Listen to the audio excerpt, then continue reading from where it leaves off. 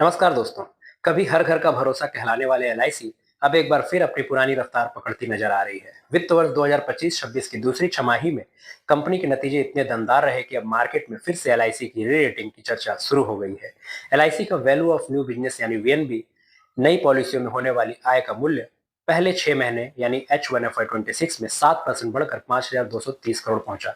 वहीं इसका वीएनबी मार्जिन भी 15% से बढ़कर 15.7% हो गया, जो बताता है कि कंपनी सिर्फ प्रीमियम नहीं, प्रॉफिटेबिलिटी पर भी ध्यान दे रही है। इसके साथ ही एनुअल प्रीमियम इक्विवेलेंट यानी एपी, सालाना प्रीमियम 24% की तेज वृद्धि के साथ 16,490 करोड़ का हो गया। स्पष्ट संकेत है कि लोगों का भरोसा और बीमा की मांग दोनों बढ़ रही है।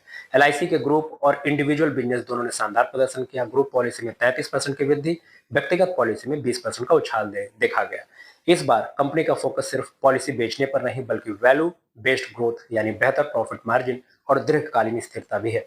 हाफ ईयरली टू FY26 में एलआईसी के अर्निंग्स और मार्जिन दोनों में सुधार जारी रहेगा, क्योंकि ब्याज दरों में स्थिरता और इक्विटी मार्केट की मजबूती दोनों इसके फेवर में काम कर रही है।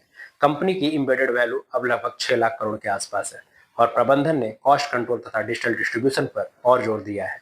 इसी वजह से FY26 के नतीजों के बाद एलआईसी के शेयर में री रेटिंग की संभावना मजबूत है और प्राइवेट इंश्योरेंस कंपनियों के मुकाबले इसका वैल्यूएशन गैप घट सकता है। Thank you.